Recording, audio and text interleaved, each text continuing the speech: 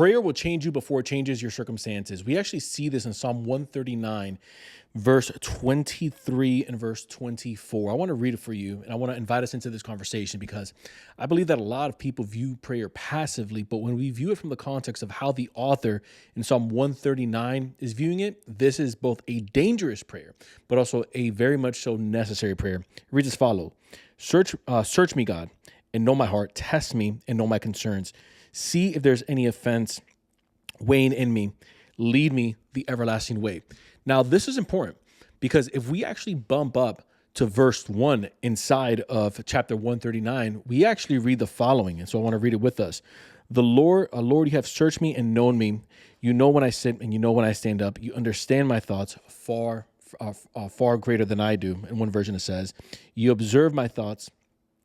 You observe my travels and my rest. You are aware of all of my ways.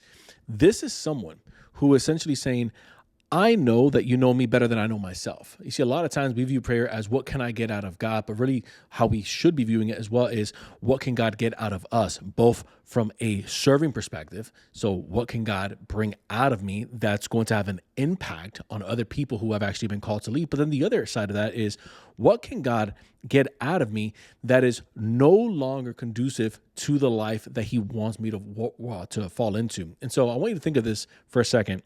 If you are planning on building a certain division in your business, or if you are already running operations, there are certain tendencies that you have that maybe brought you to where you're at now, to that level of success, whatever that may be, whether it's $1 million business, $10 million business, or if it was enough for you to replace your main income, that doesn't necessarily serve you at the next level.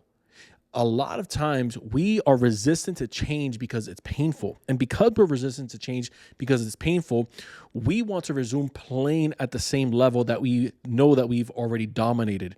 And so the author in Psalm 139 actually combats that by saying, you already know me better than I know myself. You already know my end from the beginning. In fact, he actually doubles down on that. And he says, your thoughts are vast. I want to say it's right around right around verse 13, verse 14. He says, your thoughts are vast, and I can't actually count them. They far outnumber the grains of sand. And so if we read that, what does that let us know? It lets us know that God isn't stagnant. And God also doesn't want us to be stagnant in the way that we try to operationalize things, in the way that we try to put him in a box. And so what does this mean when we make this kind of prayer? It's vulnerable. And so vulnerability allows Holy Spirit to work in the innermost parts of our being. Meaning, he's able to reach in and say, you know that thing that you were holding on to over the last 2 years, over the last 5 years, over the last 10 years? Yeah, it's no longer serving you for where I'm taking you. You know that one thing that you kind of held on to, maybe at one point of your season, it was a strength. Well, it's now actually become a liability. And so I actually want you to voluntarily, here's the thing, I want you to voluntarily hand that over to me. Submission is no longer submission if it is forced on you. The act of submission is only as good as your willingness to obey. And because you're willing to obey, and because you're willing to lay these things down and say, your will be done, not mine, that's when Holy Spirit actually does his best work. So I want you to think for a second, like have this moment with me and think for a second. What are some areas right now in my life that I've been holding on to that don't serve where God is actually taking me? Take inventory of that. You can watch that, or you can pause it. You can finish this video and then take inventory to have Holy Spirit highlight in you what are those areas. Now, full disclosure, like little yellow tape around what I'm about to tell you, is that can be extremely painful because it's been essentially interwoven into your identity. But here's the thing.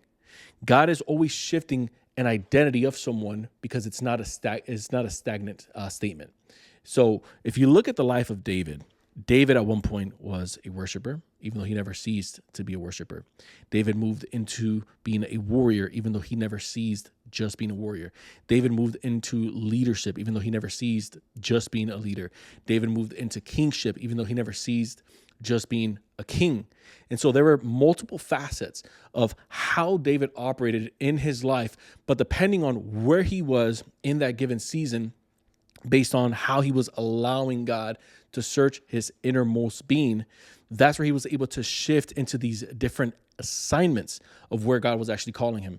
And so if you're in a spot right now where you're thinking, okay, I know that I should be doing this, or I know that God's calling me out of this and into this, or I know that I could be doing better in the role that I'm in, could it be, just me posing a question, could it be that we're stuck in a spot longer than we should be simply because we're carrying things that no longer should be there? And so when you're making this prayer, you want to have time with God to yourself, and you want to say, okay, God, it's just me and you.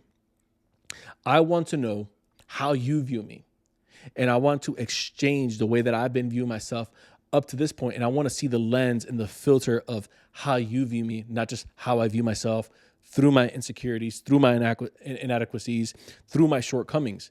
And you'll start to see, even if you read further up where it says, I am fearfully and wonderfully made, that's right around verse 8, verse 9. It also comes from Psalm 139.